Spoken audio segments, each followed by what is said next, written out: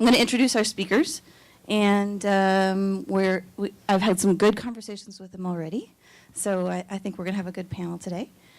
Jean Crawford here, sitting closest to me, is the director of PBS Parents, which is PBS's website for parents and caregivers, and she also helps direct all the other parenting-related projects at PBS, which I'm sure must be quite a number. She's currently involved in a major redesign of her site, so let's all have sympathy for her. It's due to launch at the end of July, and she's going to actually tell us a bit about that today. One of the components is a collaborative parenting blog that's going to be part of the new site that she's working on. So, welcome, Jean. Thanks. And Jen Lemen, sitting next to her. And Jen, is it Lemen? Lemen. Lemen. I love it. Is a writer, artist, and social media evangelist. She's been blogging since 2002. And in addition to her own blog, which is great, she has contributed to the Huffington Post, Minty, and Good Housekeeping. And actually, Switch this. there she is.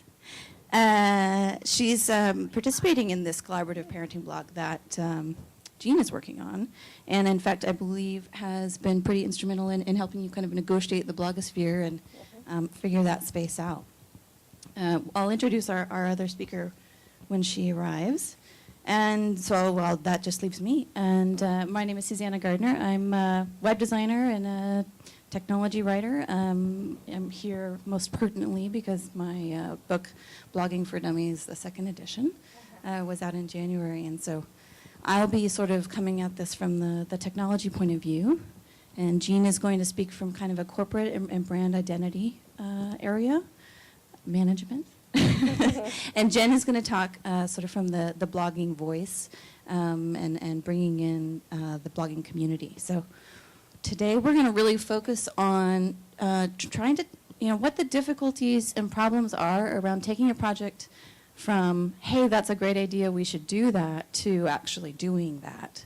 And I'm not talking about completing a project. I'm really talking about that phase between, that conversation around good ideas and actually starting production on those ideas. Because it can be, I think we heard in that last session that there were some people bringing that up. It can be really difficult internally in an organization or even just as an individual to take yourself from just having those ideas and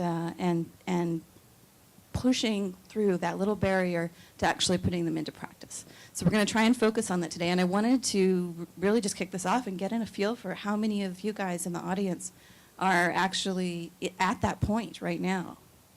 Okay? And how many of you are sort of anticipating getting to that point? It's a little too early, but you're almost there. Okay. So those of you who raised your hands there, I'm going to come back and ask you in a bit sort of what is holding you back from making that jump. And I wanted to sort of kick things off and ask you guys to talk for a few minutes about what you're doing with PBS Parents. Jean, we'll start with you, and then Jen will work your part into that. Could you just run us quickly through what you're doing with this collaborative parenting blog? Yeah, sure. Well, the PBS Parents site there is launched about 3 years ago, and so much has changed in the internet in the last 3 years.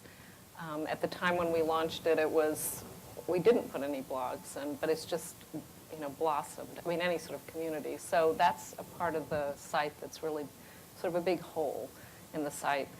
And for PBS, it also is a big hole from a corporate standpoint because, I mean, PBS has sort of a history of community and nurturing dialogue, and so it just makes perfect sense, from a brand perspective, to do it.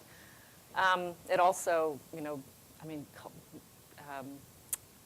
sort of nurturing different viewpoints. I mean, all of that is kind of the PBS brand. So the challenge, more of the challenge was the brand also is an incredibly trusted brand. It's, in fact, 5 years in a row, there's a Roper poll that goes out. It's been the #1 trusted brand in the country. So in order to maintain that trust, but still allow to whatever blog we did to have, a very distinct voice, to have an independent voice, which is what PBS has always nurtured. it was important to find the right voice. So we needed to find someone who kind of embodied the PBS spirit, in a sense, you know, the sort of engaging, curious, empathetic, you know, that sort of thing. And so, I mean, if you think about some of the people, when you think of PBS, you think of, you know, Jim Lara, you think of Linda Ellerby, Mr. Rogers, Julia Child, Elmo, Cookie Monster. Maybe I'm getting off a little bit there on the personalities.